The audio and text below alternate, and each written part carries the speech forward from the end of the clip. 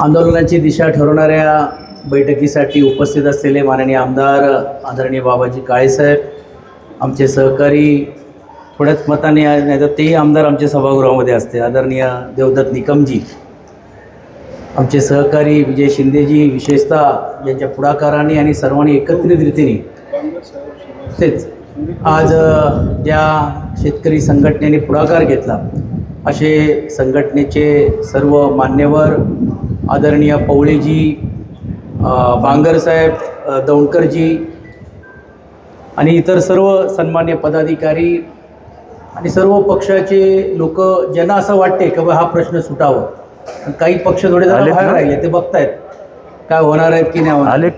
काय हरकत नाही, कारण ते देणारे आहेत, आम्ही मागणारे आहोत आणि म्हणून मागणारी लोक आज आम्ही एकत्रित झालेलो आहोत.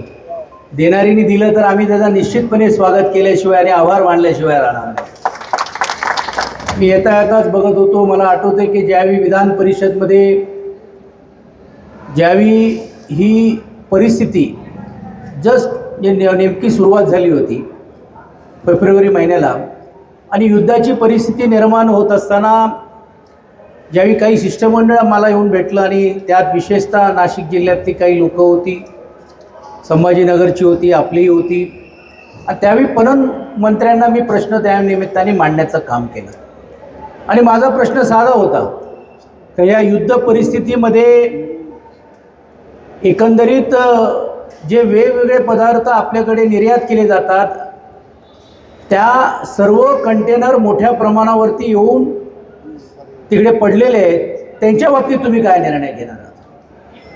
आणि मग त्या सांगत असताना मी युक्तिवाद करत असताना त्यांना सांगितलं की व ते बोललेत नाही आमचा प्रयत्न चाललेला आहे, हे चाललेलं आहे. मी त्यांना सांगितलं की तुमचे जरी प्रयत्न चालत असेल पण कांद्याच्या बाबतीतला काय प्रश्न तुम्ही मोडणार आहात, कारण कांदा हा जास्त दिवस काय राहणार नाही आहे.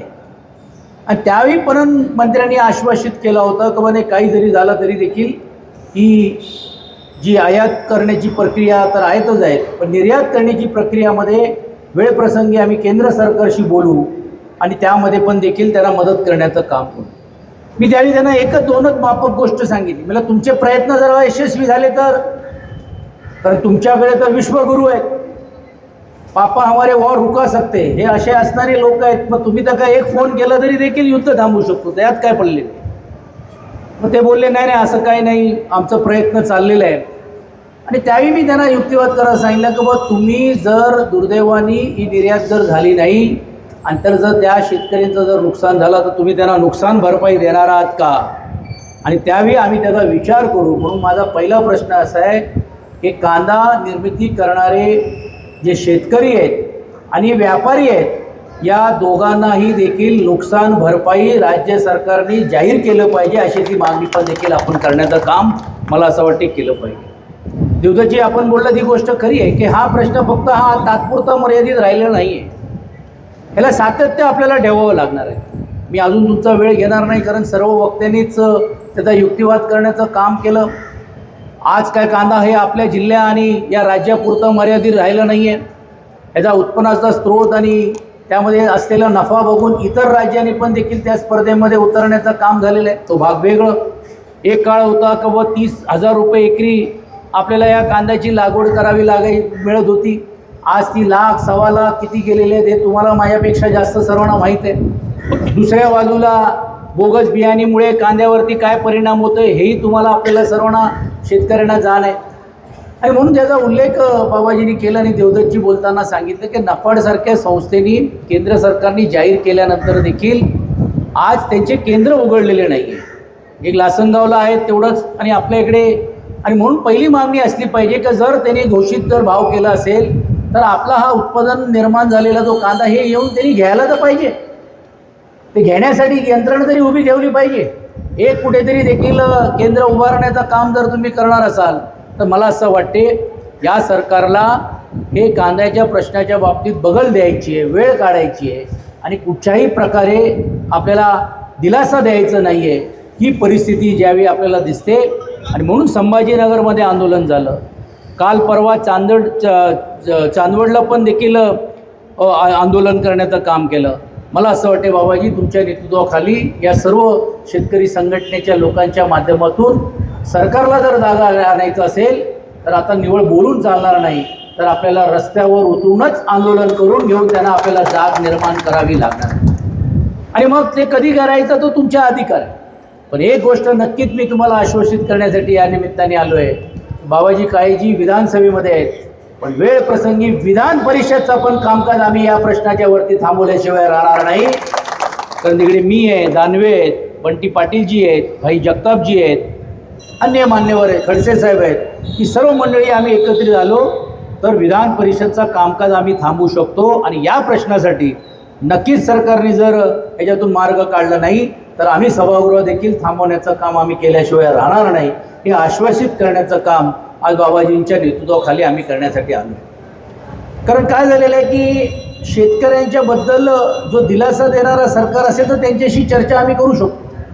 परवाच्या दिवशी राजू शेट्टी साहेब आले होते आदरणीय उद्धव साहेबांना भेटायला.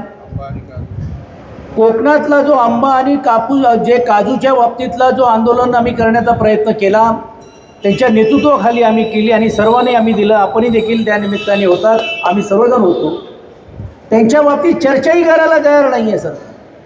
म्हणजे चर्चा करून जर मार्ग काहीतरी काढला पाहिजे. मार्केट ऑफिसर काल परवा जर नाशिकला आंदोलन झाल्यानंतर एक दिवस अगोदर तो आंदोलन होऊ नये म्हणून सरकारने काहीतरी देखील 3-4 रुपये अधिकचे वाढवण्याचं काम केलं. पण वाढवण्याचं काम केल्यानंतर खरेदी कुठे सुरू झालेली आहे?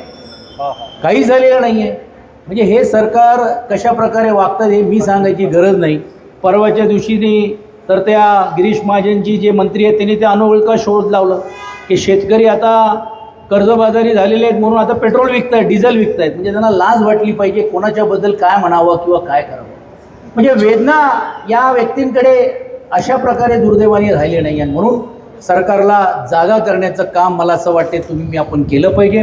जो माझी विनंती राहणार आहे की तुम्ही पक्षाचे आपल्या इकडच्या जिल्हा परिषदमध्ये तुम्ही प्रतिनिधित्व करता की हे सातत्याने ठेवावं लागेल. आता काहीतरी प्रसंग निर्माण झाला म्हणून आपण या कांदा उत्पादन आणि शेतकरी आणि व्यापाऱ्यांच्या बाबतीत बोलतो असं न करता सातत्य तुम्ही ठेवत चला. तुम्ही त्या सभागृहामध्ये बोला, आम्ही वरच्या सभागृहामध्ये तुमचा आवाज देखील बुलंद करण्याचं काम करू. तुम्ही रस्त्यावर उतरा, तुमच्या खांद्याला खांदा लावून या सर्व शेतकरी आणि व्यापाऱ्यांना न्याय देण्यासाठी देखील आपण पूर्ण ताकदीने या पुढच्या काळामध्ये उभं राहण्याचं काम मला असं वाटते केलं पाहिजे. तरच हे सातत्य राहील. नाहीतर आता आपल्या इकडचा जो बाजार हा इतर राज्य घेण्याचं काम करणार आहे. आताच मला आमचे पवळे साहेब बोलत होते अमेरिकेला कांदा 1 किलो 350 रुपये झालेले पाणी आहे का नाही. म्हणजे जर आपली इकडची एकंदरीत या देशाची या युद्धाची परिस्थितीचा आपल्याला फायदाही झाला असता ना. मोठ्या प्रमाणावरती या उत्पादन असलेला जर झाला असता तिकडे आपल्याला डिमांड वाढलेली आहे, तिकडे होऊ शकला असता. म्हणजे एक बोट गेली तर त्याची जाहिरात अशी करली जाते की एवढे लाख लिटर पेट्रोल आलं आहे, डिझेल आलेलं आहे आणि गॅस आलेलं आहे. ते 1.5 दिवस पण न पुरणार आहेत. पण तेच बोटी आपल्या इकडच्या व्यापाऱ्यांचे का जात नाही, तेच बोटी आपल्या शेतकऱ्यांच्या मालाचा का जात नाही, हे का दाखवलं जात नाही किंवा त्यासाठी का प्रयत्न केलं जात नाही. या सर्व गोष्टी हे आपल्याला सर्वांना ओळखून आहेत. आणि म्हणून मी आपला जास्त वेळ न घेता आपण दिशा ठरवा, ज्या दिशावर राहील पक्ष पूर्ण ताकदीने तुमच्या मागे उभं आहे हे आश्वासित करण्याचं काम मी पक्षप्रमुख आदरणीय उद्धवजी असतील, आदरणीय आदित्यजींची चर्चा करूनच मी आज या निमित्ताने आलो आहे. आणि बाबाजी आपण हाक मारा, ज्यावेळी आपल्याला लागत असेल तर आपण सभागृहामध्ये तर आतच आहात, पण तुम्हाला दाखवावं लागेल या सरकारला की हा कांदा काय वांदा करू शकतो. ह्या कांद्याच्यावरती सरकार पडलेले आहेत आणि हा कांदा जेवणामध्ये चव आणू शकतो, पण तुमच्या डोळ्यामध्ये पण देखील पाणी आणू शकतो. हे दाखवण्याची वेळ मला असं वाटतं या सरकारला आलेली आहे आणि दाखवण्याचं काम आपण सर्वजण मिळून करूया एवढीच अपेक्षा व्यक्त करतो आणि आपल्याला पाठिंबा देऊन थांबतो. धन्यवाद. जय हिंद, जय महाराष्ट्र.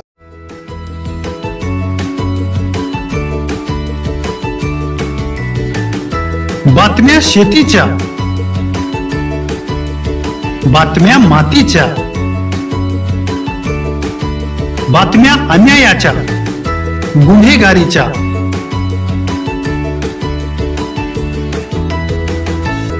राजकारणाच्या आणि समाजकारणाच्या, शोषणाविरुद्ध बुलंद आवाज, जनसामान्यांच्या हुंकाराची गाज, सत्कार्याला प्रोत्साहन, दुष्कृत्याला अनुशासन,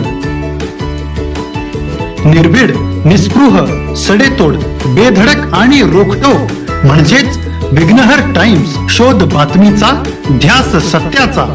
आपलं चॅनल, आपली बातमी. सबस्क्राईब तर कराच, पण बेल आयकॉनवर क्लिक करायलाही विसरू नका.